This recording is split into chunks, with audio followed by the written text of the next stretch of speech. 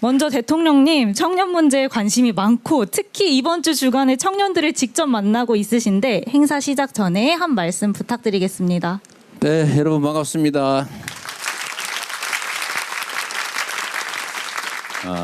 우리 집에도 사실 여러분과 비슷한 입장의 청년들이 있는데 많이 힘들죠? 대답을 안 하는 거 보니까 대답할 힘도 없는 거예요. 저는 저 뒤에도 보면 우리 기성세대들도 깨와 계신데 저는 사실 세상 사람들이 말할 때는 정말 힘들게 살았구나 이런 얘기들을 이제 듣기도 합니다.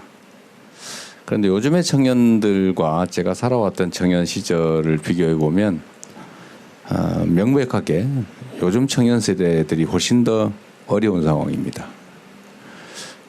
뭐 여러분도 잘 알겠지만, 그러니까 먹고 사는 물질적인 기초 수준은 되게 높아졌죠. 뭐 밥을 굶지도 않고, 그래도 뭐 생존의 위협을 받거나 뭐 그러지는 않고, 직업의 질의 차이가 좀 있지만 굳이 뭐 구한 다음에 또 구할 수는 있는데 우리 청년들이 기대하는 수준에 맞지 않다는 점. 근데 결정적인 차이는 그런 것 같습니다. 미래가 희망적이냐. 당장의 상황이 좀 나을지는 몰라도 내일이 오늘보다 나을 거다. 뭐 10년 후, 20년 후. 또 내 자식 세대는 나보다는 더 나을 것이다. 라고 믿어지느냐의 차이 같아요. 우리가 성장하던 시기는 정말로 대한민국이 고도 성장하는 시기였죠. 전 세계에서 이렇게 빨리 산업화된 소위 경제적으로 성장 발전한 나라 대한민국이 유일하죠. 이거 정말 전 세계가 놀랄 일입니다. 엄청나게 빠른 속도로 성장했죠. 그래서 당장은 어려워도 정말 오늘이 어제와는 다르고 내일 모레는 오늘과는 당연히 더 낮게 변했을 거라고 믿어졌어요. 뭐 임금이 몇 년 사이에 2배로 오르고 이랬으니까요. 그리고 우리가 대학을 졸업할 때는 뭐 웬만한 회사에 취직해서 평생 정년이 보장되는 그런 시절이었죠. 그리고 당연히 호봉제에 의해서 뭐 특별히 잘못하지 않으면 월급도 올라가고 뭐 퇴직금도 있고 별로 걱정을 안 했습니다. 중간에 요즘처럼 이렇게 속된 말로 잘릴 염려도 없는 직장이 매우 안정적이었어요. 그런데 지금은 완전히 반대가 됐죠. 직장을 구하기도 어렵고 구해도 안정성도 없고 또 미래가 그렇게 희망적이지도 않죠. 그러다 보니까 뭐 결혼도 연애도 다 포기하는 그런 안타까운 상황이 됐습니다. 이렇게 된 데는 여러분은 아무런 잘못이 없죠. 우리 기성세대들의 잘못입니다. 이런 점들을 예측하고 충분히 필요한 대책을 만들었어야 하죠. 제가 제일 책임이 크죠. 그래서 이제는 또 새롭게 길을 열어가야 합니다.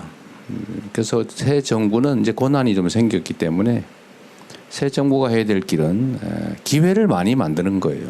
모든 문제의 출발점은 거기 있다고 봅니다.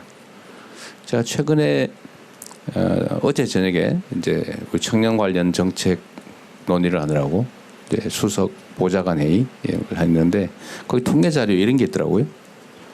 20대 여성의 70.3%는 여성이 차별받고 있다 이렇게 생각하고 20대 남성의 70.4%는 남성이 차별받고 있다 이렇게 생각하고 있어요. 그게 아마 일면은 또 타당할 겁니다. 그래서 제가 그 얘기를 우리 여기 계신 분도 계신데 한번 의견을 물어봤어요. 왜 이러냐 이랬더니 한 분이 그런 얘기를 했어요. 예를 든다면 취업을 하기까지는 여성이 좀 유리한 것 같다. 남성이 차별받는 것 같다. 예를 들면 군대도 가야 되는데 가산점도 안 주고 뭐 등등. 그런데 취직을 하고 난 다음 그 단계부터는 남자가 더 우대되는 여성이 차별받는 것 같다. 예를 들면 뭐 간부도 별로 없고 상사도 별로 없고 다 남성 중심으로 조직이 돼 있고 시설도 남성 중심이고 어쨌든 유리천정 같은 게 실제로 있는 것 같아서 취직한 다음부터는 여성이 차별받고 취직하기 전에는 남성이 차별받는 것 같다. 일면도 타당하죠. 그런데 이거는 사실은 어느 세상이나 있었던 일이기도 해요. 다 상대적이잖아요. 저는 청년 세대 전체가 일종의 피해 계층이라고 생각합니다. 그런데 청년들이 원래는 그렇게 되면 청년들이 대동단결이 되잖아요. 그죠? 기성세대에 비해서 청년 세대들이 사실 매우 구조적으로 어려워진 거죠. 기회 총량이 부족해서 과거에는 경쟁을 사실 행복하게 했죠. 야, 우리 서로 너가 1등하나 한번 해보자. 그럼 너 1등하면 그래 축하해. 이렇게 했는데 요즘은 경쟁이 전쟁이 돼가지고 반드시 친구는 죽여야 된다. 와 비슷한 상황이 됐죠. 원하면 내가 죽으니까 이렇게 됐죠. 이유는 단순하죠. 기회 총량이 부족해서 그렇습니다. 경쟁이 너무 극렬화된 거예요. 여러분 잘못은 아니죠.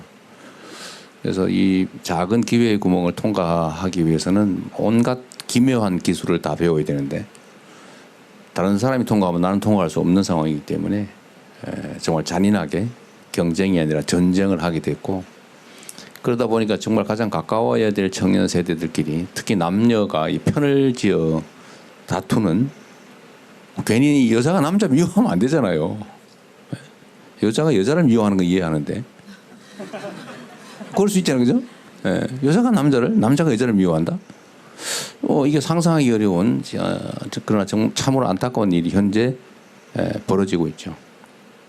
지역적 갈등도 심하고 세대 간 갈등도 심하고 남녀 간 갈등도 심하고 여하튼 갈등이 심해요.